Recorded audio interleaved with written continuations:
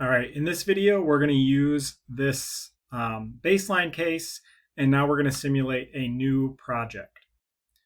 So this is going to be the first project we simulate. It's going to be a very simple one, but what we want to do is make sure we are saving our baseline case so that the new changes that we make are not actually making any changes to this baseline. So what we're going to do is we're going to come down here to the bottom of our spreadsheet and use this little plus arrow to create a new sheet. So this is just a blank sheet. I'm going to call this, rename it, analysis. We'll call it case 1 or case A. Now I want to take everything from my previous sheet and paste it into this new sheet. So I'm going to go back here on the bottom to analysis baseline and copy everything. There are two ways I could do that, maybe Control A or Command A, or I can come here and click this little arrow up here in the top left, and that will select everything on my spreadsheet. Then I can go to copy. So I'm hitting Control C. Those of you on a Mac would hit Command C.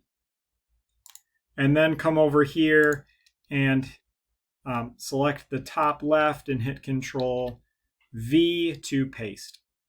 This is going to paste everything from my spreadsheet. So you can see this now looks exactly the same as what it did before. This is a key step in simulating these different cases so that we save the results from our different cases. We don't want to just make the changes and not record anything. We don't want to accidentally make mistakes that then delete something about our base case. I'm going to come up here to the home information section. And this, I'll call this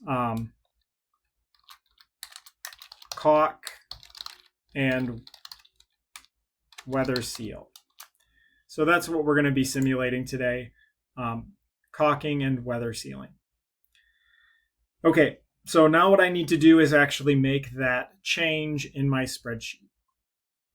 So right in this section here, these are MFG values. That's where I can make changes to the insulation.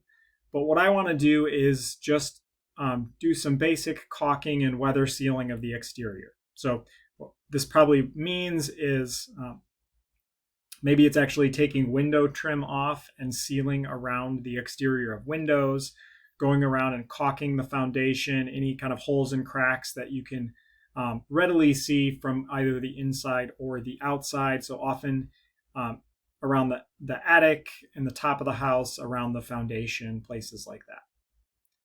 So what this is going to do is going to reduce the air infiltration. It's not going to actually change the R value. It just changes how many leaks there are. So we're going to go to this section, our air changes per hour.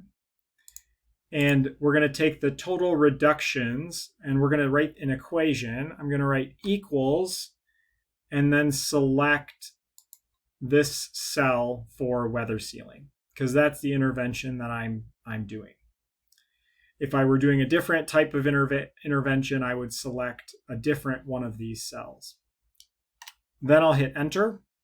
You can see what that's done is taken our baseline air changes per hour of 1.4. We've subtracted 0.15, so now our air changes per hour are 1.25.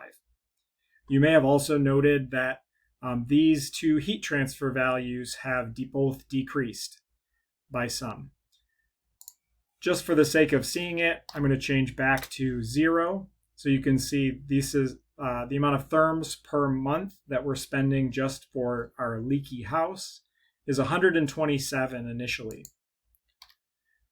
Once I go and seal that a little bit better, we would expect that to drop from 127 down to 113. So a pretty significant change, almost 15%. Now we're going to go up and we can look up here in the green section, and a couple interesting things are going on. So we can see here in this top green box the amount of therms we would now expect to use in this typical winter month. Down here is our baseline information. So this baseline information has not changed. It's just there as a placeholder so that we can readily see where our system or where our house used to be. So that has not changed. We haven't changed anything about that. But this section is now different. So what that's telling us is now we're using about 6.5% less energy for heating than what we did before we did that extra caulking and weather sealing to our structure. We're going to be able to take this 6.4%. So that's 6.4% reduction in heating load. That is for a typical winter month.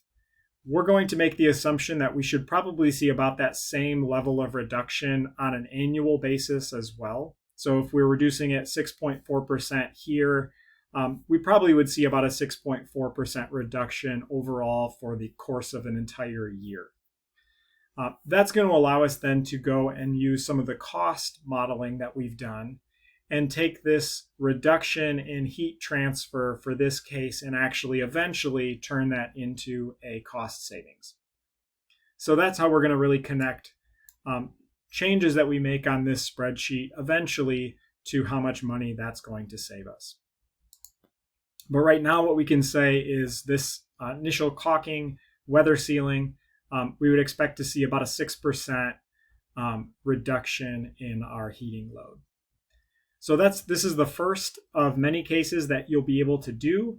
We're going to be able to try out lots of different types of interventions and to be able to see one at a time or multiple happening at the same time, how much of an effect we think we can have on our heating load.